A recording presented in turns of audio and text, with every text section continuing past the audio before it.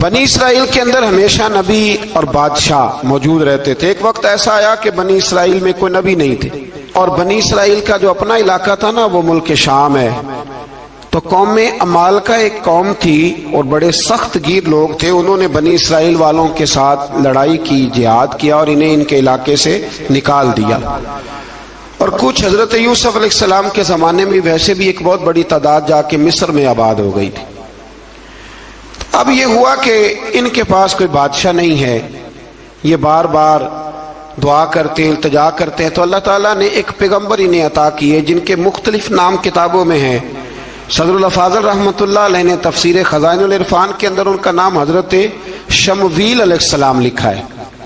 حضرت شمویل علیہ السلام کو اللہ تعالیٰ نے نبوت عطا فرمائی، اور جب حضرت شمویل علیہ السلام اللہ کے نبی ہوئے، بنی اسرائیل والوں کو یقین آیا کہ اللہ نے الحمدللہ ہمیں ایک نبی کے جھنڈے تلے جمع کر دیا ہے، تو پھر انہوں نے کہا کہ آپ ہمارے سامنے ایک بادشاہ بھی مقرر کریں تاکہ ہم اس کی سرپرستی میں جہاد کریں۔ جب انہوں نے یہ بات کی تو اللہ تبارک و تعالی نے حضرت شمویل علیہ السلام کے ذمے لگایا۔ تو ایک اس زمانے میں اللہ کے نیک بندے تھے، جناب طالوت علیہ السلام ان کا نام تھا۔ تو حضرت شمویل علیہ السلام نے انہیں کہا کہ اللہ کریم نے نا تمہارا بادشاہ طالوت کو بنایا ہے، ان کا نام بھی قرآن مجید نے ذکر فرمایا ہے۔ تو بنی اسرائیل کے لوگ کہنے لگے یہ تو غریب آدمی ہے، وہ بکریاں چرایا کرتے تھے، لیکن علم میں بڑے پختہ تھے، وجود میں بڑے طاقتور تھے۔ تو کہا کہ یہ تو غریب آدمی ہے، تو ہم تو زیادہ حق رکھتے تھے کہ ہمیں بادشاہ بنایا جائے۔ تو حضرت طالوت علیہ السلام کے بادشاہ بننے کے بعد حضرت شمویل علیہ السلام نے جو بات کی، اللہ کریم نے اسے قرآن مجید میں بیان فرمایا۔ رب فرماتا ہے بسطۃ فی العلم والجسم، اسے اس لیے تمہارا بادشاہ بنایا گیا ہے کہ اسے ہم نے کشادگی دی ہے، علم میں بھی اور جسم میں بھی۔ بڑے ماشاءاللہ موٹے تازے تھے، وجود بڑا طاقتور تھا۔ کچھ موٹے تازے ہوتے ہیں پر طاقتور نہیں ہوتے، موٹے تازے بھی تھے اور طاقتور بھی تھے۔ فرمایا کہ وجود میں بھی طاقت ہے اور علم میں بھی اللہ نے انہیں وسعت عطا فرمائی۔ تو بنی اسرائیل والے کہنے لگے جی نہیں جی کوئی بندہ اور آ جائے، یہ ہمارا بہت بڑا مسئلہ ہے نا جی، ہر ایک کی مرضی کی نہ تو بات ہو سکتی ہے اور نہ ہر بندہ ہر ایک کی مرضی پر پورا۔ کہنے لگے نہیں جی کوئی اور ہونا چاہیے تھا، ہمیں کیسے پتا چلے گا کہ اللہ نے مقرر کیا ہے؟ بڑی خاص بات ہے، اس کو سمجھیے گا، یہ سارا مضمون آپ کو ملے گا اسی پارے کے آخر میں، آپ پڑھیں گے نا جی تو یہ سارا مضمون آپ کو ملے گا، اور آپ اگر سرسری نظر سے بھی اس کا مطالعہ کریں گے نا، جا کے قرآن شریف کھول کے 15ویں سے 16ویں رکوع میں، آپ خوش ہوں گے کہ آپ کتنے اچھے نظریے اور عقیدے کے ماننے والے ہیں۔ تو جب کہا نا کہ طالوت کو ہمارا بادشاہ بنایا گیا تو دلیل کیا ہے؟ تو قرآن کہتا ہے کہ حضرت شمویل علیہ السلام نے فرمایا کہ تمہارا ایک تابوت تھا، ایک صندوق تھا تمہارے پاس، وہ صندوق تمہارا قوم عمالقہ اٹھا کے لے گئی تھی۔ ان کے بادشاہ ہونے کی دلیل یہ ہے کہ اللہ تمہارا وہ صندوق تمہیں واپس کر دے گا، وہ تمہارا صندوق تمہیں واپس کر دے گا۔ اس صندوق میں کیا ہے؟ وہ حضرت آدم جنت سے ساتھ لے کے آئے تھے، اس میں تھا کیا؟ تو قرآن مجید کہتا ہے کہ اس کے اندر نا حضرت ہارون علیہ السلام اور حضرت موسیٰ علیہ السلام کے تبرکات تھے۔ تبرکات، کل میں ایک مولوی دیکھ رہا تھا بیچارہ، ایک بندہ نا مسجد نبی کے ساتھ غلاف اور شاید کوئی کفن تھا، وہ مسجد نبی کی دیواروں سے مس کر رہا تھا، تو وہ کہہ رہا تھا نہیں اس سے کیا ہوتا ہے، تبرک کوئی چیز نہیں، اچھے اعمال کی وجہ سے بندہ بخشا جائے گا۔ میں نے کہا تو مجھے ملے تو میں تجھے بخاری کھول کے دکھاؤں کہ حضرت عبد الرحمن ابن عوف جنہیں حضور نے قطعی جنتی کہا، حضور کے وجود پر کرتا دیکھ کے کہنے لگے حضور بڑا ہی سونا لگ رہا ہے، تو فرمایا تجھے چاہیے حضور مل جائے تو کیا ہی بات ہے۔ نبی پاک نے عطا کیا تو صحابہ کہنے لگے عبد الرحمن آپ کو تو ضرورت نہیں تھی، آپ کے پاس تو بڑے لباس ہیں، تو یہ کرتا حضور نے قبول کر لیا، کوئی لے کے آیا اور آپ نے مانگ لیا، تو وہ رو پڑے، کہنے لگے پہننے کے لیے نہیں مانگا، یہ حضور کے جسم سے لگ گیا ہے، میں نے کفن بنانے کے لیے مانگا ہے۔ تو کہتا ہے حضور کے تبرک میں خیر کوئی نہیں۔ اور آپ یقین کریں ان لوگوں پہ حیرانگی ہے. ہم نے بھی مرنا ہے نا جی, بڑی جلدی قبر میں جانا ہے, وقت کا کچھ پتہ نہیں, لیکن اتنے اندھے ہو کر لوگ چیزوں کو دیکھتے ہیں اور اس تیزی کے ساتھ گمراہی پھیلاتے ہیں. مجھے باقاعدہ کسی نے ویڈیو بھیجی اور کہنے لگا جی دیکھیں کتنی اچھی بات کر رہا ہے, لوگوں کو سمجھائیں. تو میں نے کہا نہیں, اس کو سمجھانے کی ضرورت ہے. اور میں نے اس کو دیکھا ہے, وہ جو لال رومال والا, میں نے دیکھا ہے وہ ڈھونڈ ڈھونڈ کے جاہلوں کو پکڑتا ہے, تلاش کرتا ہے, اور اگر کوئی مل جائے بات بتانے والا تو پھر وہ خود پکڑا جاتا ہے, اور کئی دفعہ پکڑا گیا تو نکل گیا ہے. اللہ تعالی ہمیں سمجھنے کی توفیق دے. ہم سیانے ہو جائیں تو یہ دور دور تک نظر نہیں آئیں گے انشاءاللہ.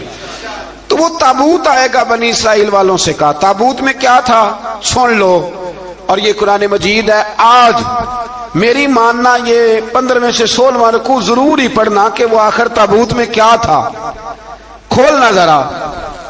قرآن مجید کہتے ہیں کہ حضرت موسیٰ علیہ السلام اور حضرت ہارون کے تبرک تھے. تو تبرک کیا تھے؟ تمام مفسرین نے لکھا ہے کہ حضرت موسیٰ کا ایک کرتا تھا, ایک ڈنڈا تھا, جوتے تھے, اور جناب ہارون علیہ السلام کا امامہ شریف تھا, اور تورات کی کچھ تختیاں تھی. تو اس کا فائدہ کیا تھا؟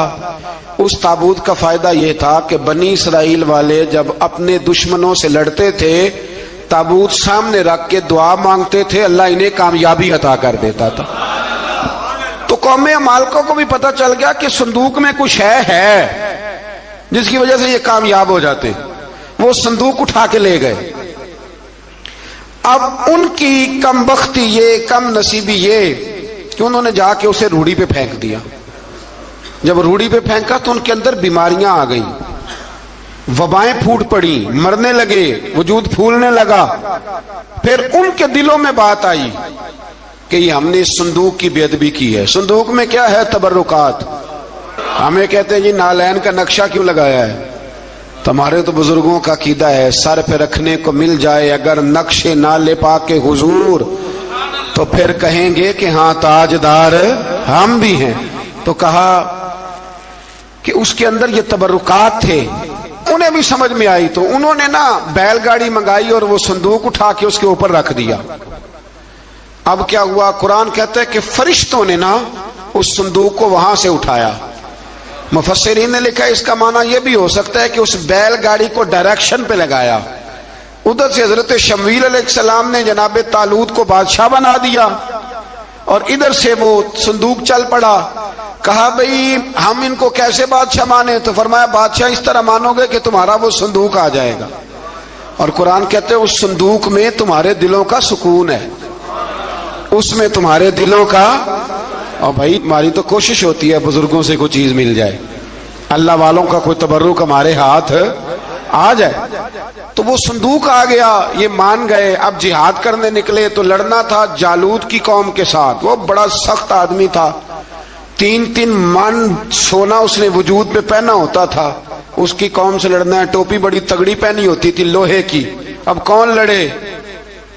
ایک نوجوان تھے جن کا نام تھا داؤد علیہ السلام. وہ بھی بکریاں چرایا کرتے تھے. اور جن دنوں حضرت طالوت نکلے نا اپنی قوم کو لے کر جالوت کے خلاف لڑنے, تو حضرت داؤد بھی شامل ہو گئے. اللہ جب کسی کو نوازتا ہے نا تو پھر خاص ہی کرم نوازی کرتا ہے. مفسرین نے لکھا جب یہ جا رہے تھے نا, وہاں جا رہے تھے تو رستے میں انہیں 3 پتھر مل گئے. انہوں نے وہ تینوں پتھر اٹھا لیے. اس زمانے میں پتھر پھینکنے کے لیے چھوٹی چھوٹی لوگوں کے پاس چیزیں ہوا کرتی تھی. اس کو کوپن بھی لوگ کہتے تھے, منجنیق, اس کو سامنے رکھ کے پھر بنائی گئی. تو آپ کے پاس بھی وہ آلہ تھا جس سے دشمن پر پتھر مارے جاتے تھے. تو آپ وہ مشین لے کر, وہ آلہ لے کر وہاں پہنچے ہوئے تھے. 3 پتھر آپ کے پاس تھے. آپ فرماتے اس دن میں بڑا بیمار تھا, اتنا بیمار تھا کہ میرا رنگ پیلا ہو گیا. اب وہ جالوت کے سامنے کوئی نہیں جاتا تھا. تو جناب طالوت کہنے لگے کہ جو جالوت کو مارے گا نا, یعنی ان کے بادشاہ کو اس قوم کے, تو میں اسے اپنی آدھی سلطنت بھی دے دوں گا اور اپنی بیٹی کا نکاح بھی اس کے ساتھ کر دوں گا. دیکھیں اللہ نوازتا ہے تو کس انداز میں نوازتا ہے. تو حضرت داؤد کہتے ہیں وہ دور کھڑا تھا تو میں نے نا 3 پتھر مارے. بھئی ہمت کرنا تو ہمارے ذمہ ہے کہ نہیں؟ میری ملت کا جوان کہتا ہے میں نے کرنا کرانا کچھ نہیں. یعنی اگر آپ کہیں نا کچھ کرو تو پھر وہ کوئی کام کرنے کی مطلب معاملہ. وہ مجھے کل ایک سنگی کہہ رہے تھے, کہنے لگے جی اللہ کے فضل سے کچھ بھی نہیں کرنا پڑا, مرشد نے نظر کر دی. میں کہا مینوں ملن گے تو میں انہوں سمجھاواں گا کہ کچھ کرا کے نظر کریا کرو, کیونکہ میرے وہ دوست ہیں, میں انہیں جانتا ہوں. نظر میں بڑا کچھ ہوتا ہے, لیکن اللہ بھی تو بندے پہ بڑی نظر رحمت کرتا ہے نا. لیکن کہتا ہے 5 نمازیں پڑھ, رمضان کے روزے رکھ, زکوٰۃ فرض ہو تو ادا کر, یہ سارے کام کر, سچ بول, دیانتداری کر, پھر میں اپنے فضل سے تجھے جنت عطا کروں. تو یہ جو رویہ ہم نے بنایا یہ درست نہیں. تو فرماتے ہیں 3 پتھر میں نے مارے, اللہ نے اتنا فضل کیا کہ وہ بھی مر گیا, اور اسے چھو کے میرے پتھر آگے بڑھے تو اس کی فوج کے 30 آدمی بھی مر گئے. 3 پتھروں سے 31 بندے اللہ نے مار دیے. فرماتے اس لیے کہ ہاتھ میرے تھے اور طاقتیں میرے رب کریم کی تھی. تو حضرت داؤد علیہ السلام کے حصے میں جناب طالوت کی صاحبزادی بھی آئیں, آدھی سلطنت بھی آئی. کافی سال حضرت طالوت حیات رہے, پھر ان کا وصال ہو گیا, تو ساری سلطنت حضرت داؤد کو ملی, اور پھر اللہ تبارک و تعالیٰ نے انہیں نبوت بھی عطا فرمائی. یہ دنیا میں واحد پیغمبر ہیں جو بیک وقت نبی بھی تھے اور بادشاہ بھی تھے. اور پھر اللہ نے فضل فرمایا, انہوں نے بڑی بڑی فتوحات کی. اور پھر حضرت داؤد کے صاحبزادے کا نام حضرت سلیمان علیہ السلام, پھر ان کے صاحبزادے کا نام حضرت. تو یہ ہوا کیسے؟ یہ سارا کچھ اللہ تبارک و تعالیٰ کے فضل سے ہوا, اس کے کرم سے ہوا. اب اس واقعہ سے ہمیں کیا پتا چلتا ہے؟ ہمیں یہ پتا چلتا ہے کہ رب جب فضل فرمائے نا کسی پہ بھی, تو ہمیں اس بندے کو دیکھ کے راضی ہونا چاہیے, کوئی شکوہ نہیں کرنا چاہیے. اور دوسری بات یہ سمجھ لینا چاہیے کہ حکومتیں, مال, دولت یہ صرف سیاستوں سے نہیں ملتی, یہ خدا کے فضل سے ملتی. اور یہ بھی سمجھ لینا چاہیے کہ جو بزرگوں کے تبرکات ہوتے ہیں ان کی کیا ہی بات ہوتی ہے. کرتا ہے جس سے بچے والے کے دلوں کے اندر کجی پیدا ہو. رشتے کرانے والے کو کہا جاتا ہے کہ ہم نے کار بھی دینی ہے, یہ بھی بتا دینا رشتے والوں. بچے کی ماں کو سونے کی بالیاں بھی ڈالیں گے, تو یہ داستانیں کیوں سناتے ہو؟ پھر کہتے ہو لڑکوں والے لالچی ہو گئے.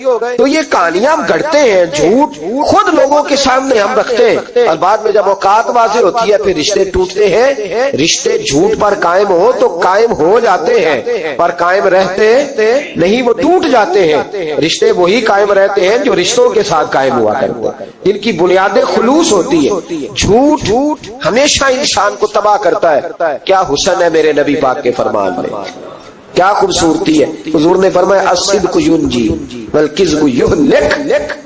2 جملوں میں کائنات کی ساری حقیقتیں بیان کر دی.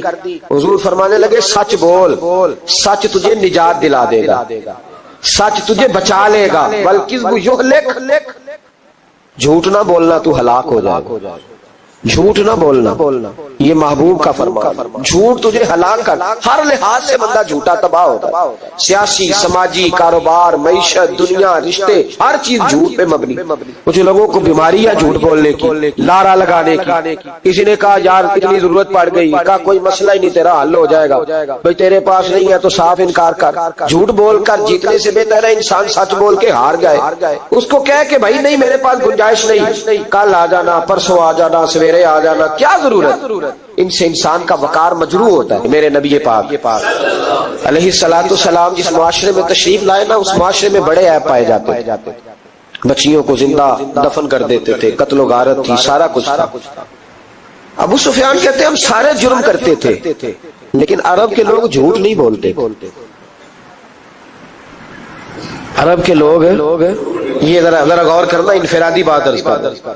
فرماتے چوری, چکاری, ظلم, بربریت سارا کچھ تھا, اور ہم سمجھتے تھے کہ جھوٹ بولنا ہمارے حسب نسب کے خلاف ہے, یہ ہماری شان مردانگی کے خلاف. ہم کہا کرتے تھے کمزور لوگ جھوٹ بولتے, بزدل لوگ جھوٹ بولتے. جو لوگ حسب نسب والے ہوتے ہیں, کردار و عمل والے ہوتے ہیں, سردار ہوتے ہیں, جن کا پیچھے کوئی بیک گراؤنڈ ہوتا ہے, وہ لوگ کبھی جھوٹ ہے. میرے نبی پاک علیہ السلام کا فرمان ابو داؤد شریف میں موجود ہے. ایک صحابی نے کہا یا رسول اللہ بخل بڑی بری چیز ہے, پر کیا مومن بخیل ہوتا ہے؟ نبی پاک صلی اللہ علیہ وسلم نے فرمایا ہاں کبھی کبھی مومن کنجوسی کرتا ہے, ہو جاتی ہے, اگرچہ نہیں ہونی چاہیے. یا رسول اللہ مومن بزدل بھی ہوتا ہے؟ فرمایا ہو جاتا ہے. عرض کیا یکون المومن کذابا, یا رسول اللہ مومن جھوٹا بھی ہوتا ہے؟ فرمایا قال لا، مومن سب کچھ ہو سکتا ہے پر مومن جھوٹا ہو سکتا، مومن جھوٹ بول سکتا، جھوٹ نہیں اس کی زبان سے نکلتا، یہ مومن کی شان ہی نہیں۔ عرب کے لوگ کہتے ہیں کہ جھوٹ ہماری مردانگی کے خلاف، ہمارے تو ملک میں جتنا بڑا جھوٹا ہوتا ہے اللہ ماشاءاللہ اتنا وہ بڑا قد کر جاتا ہے۔ اس کو ہمارے ملک میں لوگوں نے سیاست نام ہی جھوٹ کا سمجھا۔ ٹی وی پہ بیٹھ کر بہت بڑی جماعت کا بہت بڑا سربراہ کہتا ہے فلانا کام 6 مہینے میں ہو جائے گا۔ ناراض ہو گئے آپ لوگ؟ چلو جو کوئی گل نہیں، بہت بڑی بات 6 مہینے میں ختم، ٹھیک ہو جائے گا آپ کا مسئلہ۔ 6 مہینے کے بعد جب پوچھا جاتا ہے تو کہتے ہیں سیاسی بیان تھا، رات گئی تو اتنا ظلم شرم ہی نہیں آئی۔ ابو سفیان کہتے ہیں کہ نبی پاک صلی اللہ علیہ وسلم کے جب کچھ صحابہ چلے گئے نا ہجرت کر کے حبشہ کی طرف، تو حبشہ کے نجاشی بادشاہ نے مسلمانوں کو بھی بلایا اور پیچھے سے جو قریش لینے گئے انہیں بھی بلایا، بات چیت ہو گئی تو اس کے دل میں خیال آیا کہ میں کسی سردار سے نہ پوچھوں بات کیا ہے۔ ابو سفیان کہتے ہیں میں تجارت کی غرض سے حبشہ گیا ہوا تھا، تو نجاشی بادشاہ کے کچھ لوگ آئے اور مجھے لے گئے، کہنے لگے بادشاہ بلاتا ہے، کہتے میں سردار تھا۔ بادشاہ نے جب بلایا تو اس نے نبی پاک علیہ السلام کے بارے میں مجھ سے سوال و جواب شروع کیے، تو میں نے وہ رٹی رٹائی گردان جو سارے پڑھا کرتے تھے وہ میں نے پڑھ دی کہ معاذ اللہ جادوگر ہے، ساحر ہے، کاہن ہے، لڑائیاں کرا دی، نیا مذہب لے آئے، معاذ اللہ۔ وہ جو گردان عرب کے لوگوں نے، ابو جہل نے، ابو لہب نے رٹی ہوئی تھی میں نے سنا دی۔ کہتے اس نے ایک سوال پوچھا، اس نے کہا چل ابو سفیان جو تو کہتا ہے ٹھیک ہی کہتا ہوگا معاذ اللہ، لیکن یہ بتا کہ کیا کبھی انہوں نے جھوٹ بھی بولا ہے؟ کیا انہوں نے کبھی، بہت بڑی بات ہے اس کو سمجھنا۔ ابو سفیان کہتے ہیں کہ میرے دل میں 1 منٹ کے لیے خیال آیا کہ میں جھوٹ بول دوں، کہہ دوں کہ وہ بولتے ہیں معاذ اللہ جھوٹ، لیکن پھر میرے اندر سے آواز آئی کہ تو قبیلے کا سردار ہے، اور جو مردانگی والے لوگ ہوتے ہیں ان کی زبانوں سے کچے جملے نہیں نکلتے، وہ جھوٹ نہیں بولتے۔ جو کسی منصب پر فائز لوگ ہوتے ہیں وہ ایسے ہی ان کی زبان ہر وقت چسکے کے لیے تھوڑا یہاں جھوٹ تھوڑا وہاں جھوٹ نہیں پھینکتی، وہ لوگ جھوٹے نہیں ہوتے۔ تو سردار ہے، تو چودھری ہے، تو سربراہ ہے، تو اہل ہے، تو منصب والا ہے، جھوٹ بولے گا؟ کہتے مجھے کہنے لگا سوچ کیا رہے ہو، بتاؤ کبھی جھوٹ بولا ہے؟ ابو سفیان کہتے ہیں میں نے فیصلہ کیا، میں نے کہا نہیں میں سردار ہو کے جھوٹ بولوں؟ کہتے ہیں میں فوراً بول پڑا، میں نے کہا وہ رشتے میں میرے بھتیجے لگتے ہیں، میرے سامنے آنکھ کھولی، میرے سامنے بچپن گزرا، میرے سامنے جوانی گزری، میرے سامنے شادی ہوئی، میں نے ان کی زندگی کے بڑے رنگ دیکھے، میں نے انہیں ماں سے بچھڑتے بھی دیکھا، دادا کی گود میں کھیلتے بھی دیکھا، پھر دادا کے جنازے پر بھی دیکھا، میں نے انہیں ہر حال میں دکھ اور سکھ میں دیکھا۔ کہنے لگا نجاشی سارے اختلاف اپنی جگہ پر میں نے اس رسول کو اس وقت بھی دیکھا جب مکے کے لوگ ہتھیلیوں پہ اٹھاتے تھے، اور آج بھی دیکھتا ہوں جب لوگوں نے پتھر اٹھائے ہوئے ہیں، میرا بھتیجا بھی ہے، میرا اپنا بھی ہے، میرا رائے کا شدید اختلاف بھی ہے، لیکن میں جھوٹ نہیں بولوں گا۔ وہ میرا بھتیجا دکھ میں ہو یا سکھ میں ہو، وہ آسانی میں ہو یا تکلیف میں ہو، امیر کے پاس بیٹھے یا غریب کے پاس بیٹھے، اس کی زبان سے جب بھی نکلتا ہے حق اور سچ ہی نکلتا ہے۔ اس نے زندگی میں کبھی جھوٹ بولا؟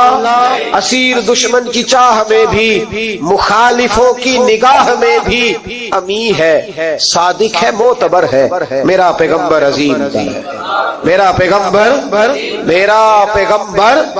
عظیم تر ہے۔ کہا ان کی زبان سے کبھی جھوٹ نکلا؟ کبھی نہیں نکلا ان کی زبان سے جھوٹ۔ تو کہتے اب نجاشی نے فیصلہ سنایا، نجاشی نے بات کی، فیصلہ سنایا تو کمال کر دی۔ کیا بات کی نجاشی نے؟ کہنے لگا ابو سفیان پھر تم کس طرح کہتے ہو کہ ان کا دین سچا نہیں؟ کہنے لگے جو بندوں کے معاملے میں جھوٹ نہیں بولتا وہ رب کے معاملے میں کیسے بولے گا؟ جو بندوں کے معاملات میں جھوٹ نہیں بولتا ان سے یہ توقع کیسے رکھتے ہو کہ وہ اللہ کے معاملے میں جھوٹ بولیں گے؟ فرمایا مان کیوں نہیں جاتے کہ اگر وہ بندوں کے حق میں سچے ہیں تو اللہ کے پیغام کے حق میں بھی سچے۔ سچائیاں حسن ہے، سچائی حسن ہے، سچائی ایک خوبصورتی ہے، سچائی تیرا وقار ہے۔ دیکھیں نا تیرے جملوں کے لوگ قیدی ہو گئے، اور جب ٹٹول کے دیکھا تو اندر سے تو کچھ اور نکل آیا۔ کل تو کچھ کہہ رہا تھا، سویرے اٹھ کے تو کچھ کہہ رہا، تیرے لفظ کچھ ہے، تیرا رویہ کچھ اور ہے۔ زندگی میں یاد رکھنا کسی بڑے کی خوشامد کر کے کبھی اسے محبت نہ ڈالنا۔ جھوٹ بولتے ہیں ہم لوگ، अपना हुलिया हमने सदाकतों के बादशाहों जैसा बनाया होता है, लेकिन हमारे लफ्जों में झूठ होता है, हमारे लबो लहजे के अंदर ये कराहत होती है। हजरत बायजीद बुस्तामी फरमाया करते थे, जो जुबान का सच्चा नहीं होता उसको कभी मार्फत का नूर नसीब नहीं होता, जाके 2000 जुबा डाल के बैठ जाए। मार्फत का नूर उसे मिलता है जिसकी जुबान पर हक और सच होता है। याद रख, सच्चाई इतनी बड़ी दौलत है। इमाम फखरुद्दीन राजी रहमतुल्लाह ताला ने एक बड़ी प्यारी हदीस लिखी है। कहते हैं नबी पाक सल्लल्लाहु अलैहि वसल्लम के पास एक शख्स आया, उसने कहा या रसूलल्लाह मैंने कलमा पढ़ना है पर 4 चीजें हैं जो मुझसे छूटती नहीं और आप उनको हराम कहते हैं। तो हुजूर आप हुक्म करे क्या करूं? फरमाया चल तू बोल वो क्या है? कहने लगा जी मैं शराब का भी आदी हूं। माज़अल्लाह। बोलिए अस्तगफिरुल्लाह। सारे बोलिए मैं शराब का आदी हूं, मुझसे छूटती नहीं। और फिर कहने लगे मैं चोरी का भी आदी हूं, जाती नहीं। और तीसरी बात यह कि मैं माज़अल्लाह सुम्मा माज़अल्लाह जिना का भी आदी हूं। और चौथी मेरे अंदर बीमारी है कि मैं झूठ बहुत बोलता हूं। यादें छूटती नहीं। मैं इनके होते हुए कलमा कैसे पढ़ूं? आपके दीन में ये शदीद बुरी चीजें और मुझसे छूटती नहीं, तो क्या हुक्म है? मेरे महबूब अलैहिस्सलाम को अल्लाह ने बड़ी हिकमत अता फरमाई, बड़ा नवाजा है नबी पाक। हुजूर ने बड़े खूबसूरत जुमले कहे। फरमाया को सौदा कर ले मेरे साथ। अर्ज की हुजूर हुक्म हो। फरमाया चारों में से एक छोड़ दे, कलमा पढ़ ले, सौदा कर ले। कहा हुजूर हुक्म करे कौन सी? सहाबा कहते हैं अब हम घूम रहे थे कि ये क्या बात है, चारों चीजें हराम कतई हैं। हुजूर कहते हैं एक छोड़ दे, मैं एक वादा कर। कहा या रसूलल्लाह हुक्म करे। तो सहाबा कहते हैं अब जब हुजूर ने कहा एक छोड़ दे तो हम फिर तज्जिया कर रहे थे कि शराब बड़ी गंदी है, जिना बड़ा गंद है, चोरी किसी के हक में डाका है, जुल्म है। लेकिन मेरे नबी पाक अलैहिस्सलातु सलाम ने क्या खूबसूरत फरमाया। फरमाया चल तू झूठ छोड़ दे। क्या छोड़ दे? अल्लाहु अकबर। फरमाया झूठ छोड़ दे। अर्ज की बाकी? फरमाया बाकी अल्लाह फजल करने वाला है, तू झूठ छोड़ दे। अब लोग कहते हैं कि हम हैरान थे कि इतनी गंदी चीजें, शराब भी, जिना भी, चोरी भी, और हुजूर ने सिर्फ झूठ छुड़वाया है। वो सरदार कहता है मैं घर गया, शराब की बोतल पे हाथ डालने लगा। दिल में ख्याल आया शराब पी के सहाबा के मजमे में जाऊंगा। तो अगर किसी सहाबी ने पूछा कि तूने शराब पी है, झूठ बोलूंगा तो नबी पाक के वादे का क्या बनेगा, और सच बोलूंगा तो उस महफिल नूर में बैठूंगा कैसे शराब पी के? कहते 2-3 दफा हाथ बढ़ाया पर मजा नहीं आया। मैंने पटखी दीवार के साथ बोतल, मैंने कहा ये तो गई, ये नहीं पीऊंगा आज के बाद। कहते फिर मैं बाहर निकला उस औरत के पास रात गुजारने जहां मुंह काला करना था। कहते हैं जब पहुंचा तो उसने पहला सवाल पूछा, कहने लगी सुना है तू कलमा पढ़ गया है? कहते बस वजूद चकनाचूर हो गया। ओ मेरे दोस्तों, लोग पूछते तो है ना तू किसका बेटा?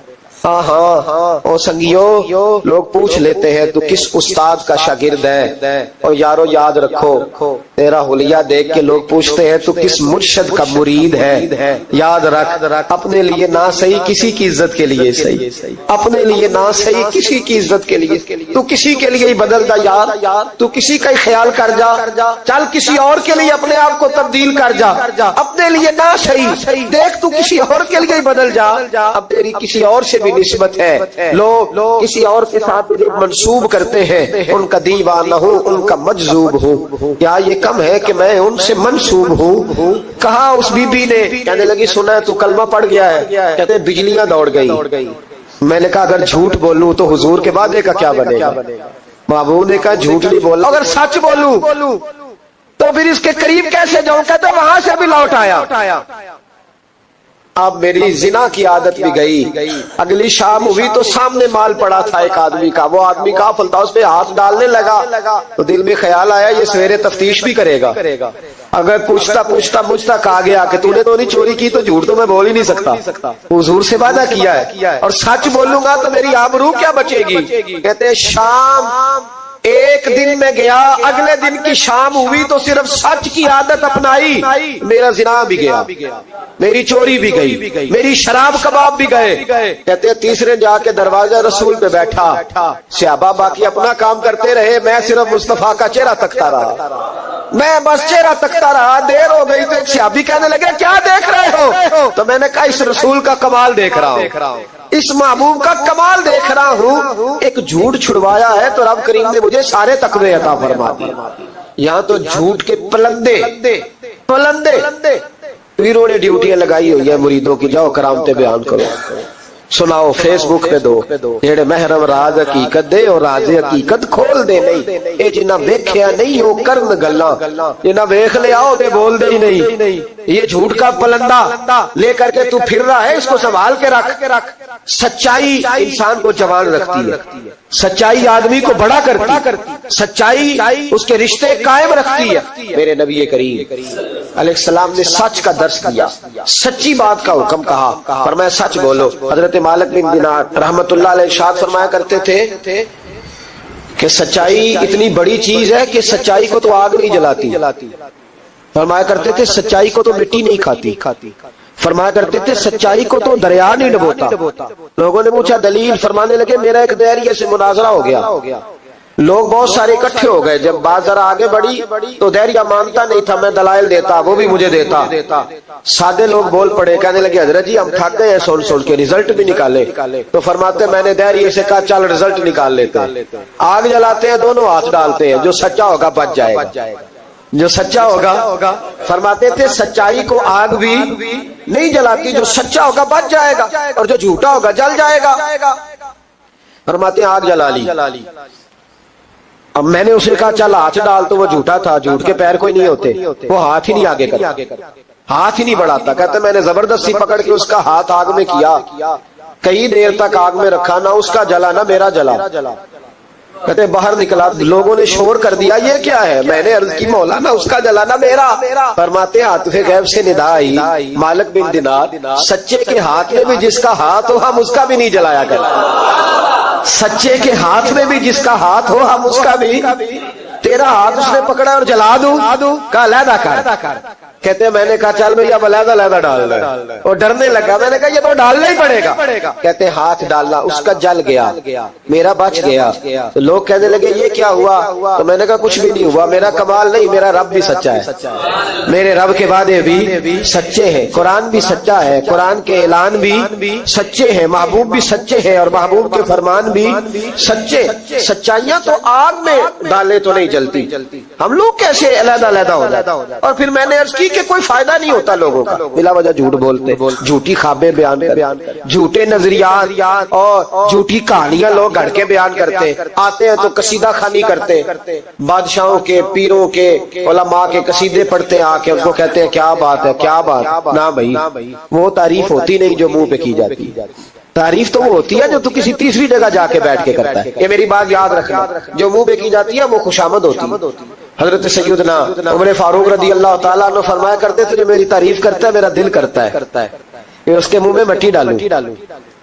ہمارے ایک بزرگ تھے مولانا غلام علی اوکاڑوی صاحب رحمۃ اللہ علیہ، رات میں اوکاڑے میں تھا تو ان کی خوشبوئیں بڑی آ رہی تھی وہاں سے، تو ان کی جب کوئی تعریف کرتا تھا تو وہ اس دور میں ہم یہ نہیں نہ کہہ سکتے کسی کو کہ تیرے منہ میں مٹی ڈالو، تو جب کوئی تعریف کرتا تھا تو وہ اپنے رنگ میں بولتے تھے، فرمایا کرتے دل کرتا ہے تیرے منہ میں خاک شفا ڈالوں، تیرے منہ میں مدینے کی خاکے شفا ڈالوں۔ تو بندہ کہتا ہے کیا مطلب، کہنے لگا حضرت عمر مٹی کہا کرتے تھے نا، تو میں کہہ نہیں سکتا کہ تو ناراض نہ ہو جائے، تو منہ پہ تو خوش آمدید 2 منٹ آئے، اور پیر بھی چونکہ علماء بھی اللہ ماشاءاللہ میری طرح جو کہلواتے علماء مشائخ بڑے لوگ، وہ تعریف کے اللہ تعالیٰ خیر کرے، بڑے مزے ہوتے ہیں، تو تھوڑی دیر تعریف کرتا ہے، آنے والا کہتا ہے حضرت جی بلے بلے ساری رات اسی رہے ہو خواب، یہ 2-3 تعریفیں سنو، اب میں گیا آپ جانے اور آپ کا کام جانے۔ تو بھائی تعریف خالی کرتے رہنے کا کیا مطلب ہے؟ پیارا تو وہ ہوتا ہے جو مشن کا وارث ہوتا ہے، جو دست و بازو بنتا ہے، جو آگے بڑھتا ہے، جو دکھوں سکھوں میں دھوپ چھاؤں میں ساتھ ہوتا ہے۔ آ کے تعریف کرنا